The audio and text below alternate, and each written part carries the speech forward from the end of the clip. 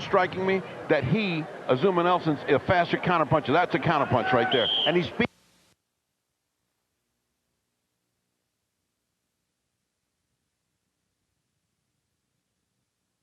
School had absolutely nothing to do with it.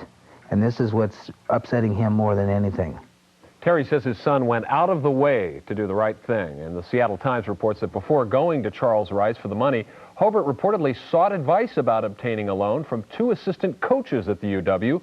Both coaches referred Hobert to the recruiting coordinator, Dick Baird, who would not comment, according to the Times, on what advice, if any, he gave in return. Baird, by the way, is in Arizona right now. Well, so right now he's suspended for this game only. When will we know if there's something more to befall Billy Joe or the Huskies?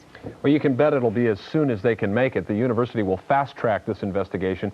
But even if they clear Hobert, the NCAA can come in with their own team and conduct a separate investigation if they don't like what the university found. All right, Brendan, thanks. A lot of questions tonight, one of them being, what about the Huskies game against the Arizona Wildcats tomorrow? Our top story continues with Tony Ventrella. What about it? A lot of fans are wondering if this will have any effect whatsoever on the outcome of tomorrow's game. I don't think it will, but some do. While the university and its administration brace for dealing with what could be a long period of investigation from the Pac-10 and/or the NCAA, one group of people who must deal with Billy Joe's suspension right now are his teammates. And this morning, the players arrived in Tucson as they look forward to tomorrow's game against 12th-ranked Arizona. After a brief walk through Arizona Stadium, the team walked about 3 blocks to an adjacent practice field. Tucson is one of the toughest road game sites in the entire Pac-10. Even without the controversy, this would have been a tough game tomorrow. Standing by live from Tucson is Carlos DelValle with the latest on the Huskies' trip and the mindset in the wake of the Hobert loan scandal. Carlos? Tony, you know, speculation is running rampant down here in Tucson as to how this will affect the University of Washington football team. Billy Joe Hobert's suspension wasn't front page news down here in Tucson, but it was on page 1 of the sports section. But in all seriousness, this doesn't seem to be affecting the Huskies. Washington went through their usual pregame workout without pads. On this beautiful Arizona day, players went looking for a little shade to shield them from the desert sun. But Don James could not shield himself from the question.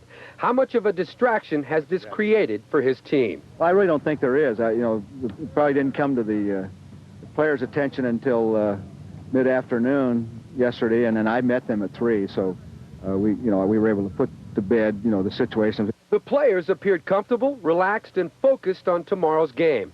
They cannot talk to the press the day before, but some players did tell me, off camera, the Billy Joe Hobert suspension has nothing to do with how they'll play tomorrow. And Coach James supported that theory. He's not here, and it's, we've had to deal with things like that every week. We haven't got Damon Berry here either, Damon Mack, so football teams have to deal with that. I don't think it'll have any effect.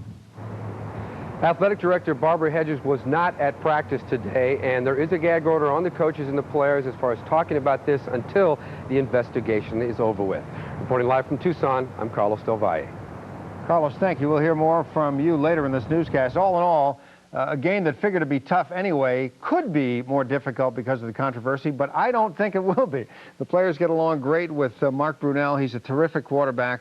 They gel together, really, with both quarterbacks, but certainly with Brunell the last 3 weeks, and they'll do fine. And you could just tell from Don James' reaction, this is off the field. Now we're on the field. Yeah, and when they get home, I'm sure the players who are friends with Billy Joe will deal with him just the way they would in any situation similar to this. More in sports. Tony, thanks. All right.